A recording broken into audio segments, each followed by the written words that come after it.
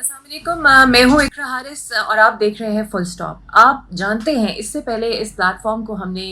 मुख्तलिफ profile interviews के लिए यूज़ किया और तनकीद या ख़बरों के ऊपर तबसरों पे हमने इसे बहुत कम इस्तेमाल किया। लेकिन बतौर सहाफ़ी होने के नाते आप कितनी देर चुप रह सकते हैं, और स्पेशली आजकल जब बहुत ही आसान होता है कि आप किसी भी सहाफ़ी पर उंगली उठा दें, वहाँ पर मुझे लगा कि अब वक्त आ गया है कि कुछ ना कुछ आजकल की जो करंट अफेयर्स की ख़बरें हैं उन पे कमेंट ज़रूर किया जाए, क्योंकि ज़रूरी नहीं है कि हर एक की राय एक ही साइड के ऊपर जाती हो। वैसे तो इस वीडियो को शुरू करने से पहले मैं ये लाजमन तौर पे आपको बता दूं कि मेरा ताल्लुक़ या फिर इस चैनल की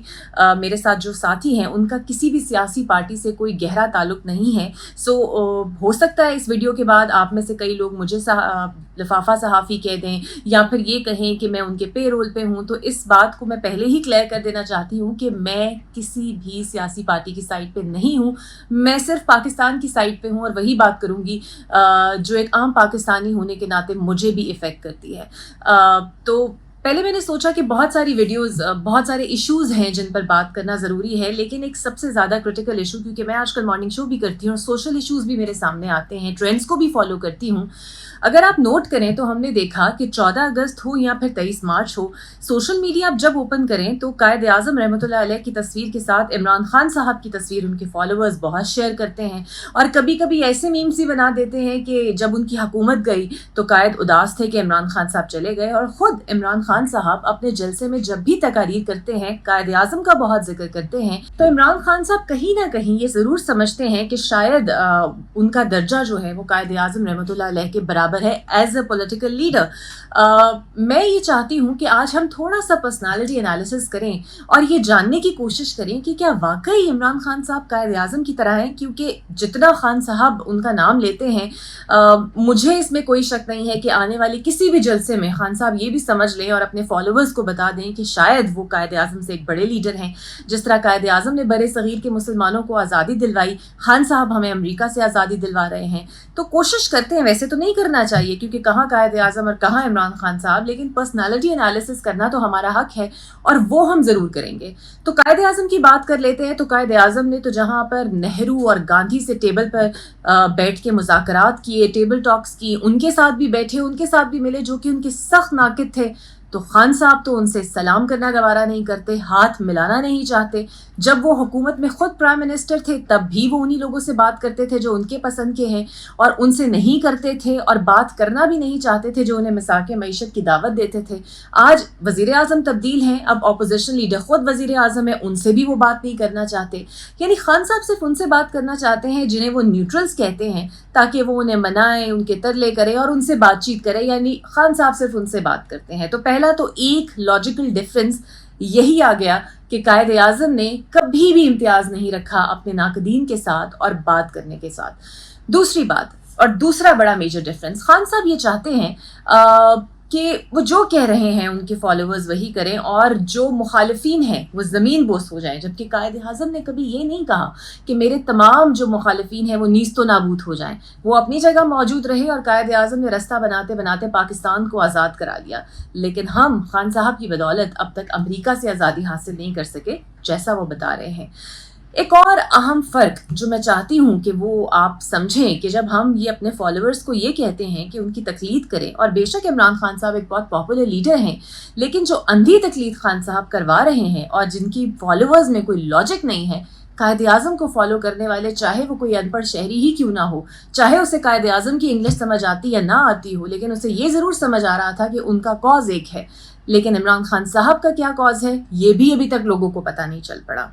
तो कायद आज़म से उन्हें मिलाना तो बिल्कुल जायज़ बात नहीं है, यानी किसी भी तरह वो कायद आज़म से नहीं मिलते।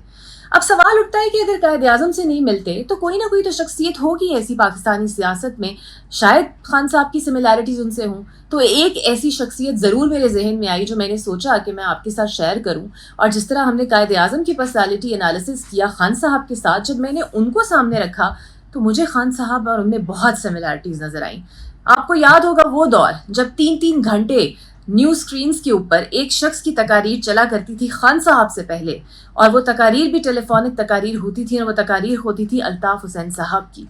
यानी अल्ताफ़ हुसैन साहब बहुत हद तक عمران خان صاحب ان کے ایسے پرسنالٹی ٹریٹس رکھتے ہیں جو کہ الطاف حسین صاحب میں بطور ایک پارٹی لیڈر تھے. سب سے پہلی سملیرٹی جو الطاف حسین اور عمران خان صاحب میں ہے،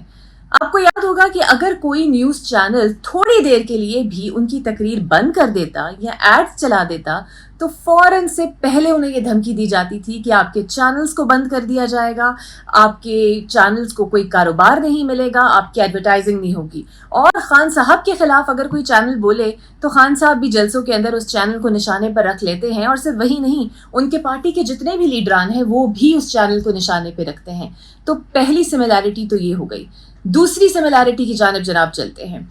آپ کو یاد ہوگا کہ ایم کیو ایم جو کہ الطاف حسین صاحب کی ایم کیو ایم تھی، ان کے پاس بھی ایک ایسا ایلیمنٹ تھا جس سے لوگ ڈرتے تھے، اور وہ تھی بوری بند لاش. اب ہم بوری بند لاش کی ہسٹری کے اندر نہیں جائیں گے کیونکہ وہ ایک الگ سبجیکٹ ہو جائے، لیکن خان صاحب کے پاس بھی جناب ایک بوری ہے، اور وہ بوری ہے سوشل میڈیا کی، جس نے کوئی بھی امتیاز نہیں رکھا اور لوگوں کی عزتیں اچھالنے میں کوئی کسر نہیں چھوڑی.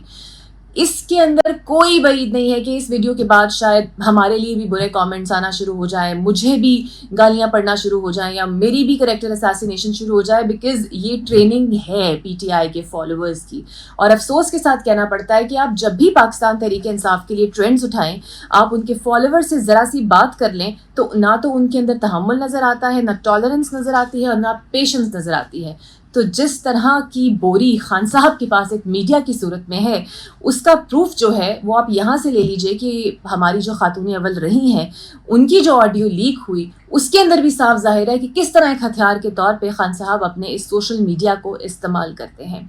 تو جناب ایک اور سملیرٹی کی جانب چلتے ہیں، بیکاز ہم سٹیپ بائی سٹیپ صرف سملیرٹیز آپ کو اس لیے بتا رہے ہیں تاکہ آپ یہ نہ کہیں کہ کوئی illogical قسم کی ہم پرسنالٹی انالیسس کر رہے ہیں، یہ لاجیکل ہے. الطاف حسین صاحب نے بھی ایسی بہت سی تقاریر کی ہیں جہاں پر انہوں نے اداروں کو ٹارگٹ کیا ہے، یہاں تک کہ ہمسایہ ممالک کی تعریفوں کے پل بھی انہوں نے باندھے ہیں، جس کے بعد ان پر پابندی لگی. اور خان صاحب کا بھی مشغلہ ہے کہ وہ اداروں کو ٹارگٹ کرتے ہیں، وہ عدلیہ کو بھی ٹارگٹ کرتے ہیں، وہ الیکشن کمیشن کے ادارے کو بھی ٹارگٹ کرتے ہیں، ان کا دل چاہتا ہے تو وہ پولیس کے افسران کو بھی دھمکیاں دیتے ہیں. تو ایک سملیرٹی تو یہ آ گئی. اور سب سے بڑی سملیرٹی آپ کو یاد ہوگا، ایک زمانے میں کراچی کو بند کرنے کی بھی دھمکی دی جاتی تھی، پورے سندھ کو جام کرنے کی دھمکی دی جاتی تھی، اور ایسی ہی دھمکیاں ہمارے اپنے کپتان بھی جلسوں کے اندر دیتے ہیں. کبھی وہ کہتے ہیں میں اسلام آباد بند کر دوں گا، کبھی وہ کہتے ہیں میں خیبر پختونخوا بند کر دوں گا.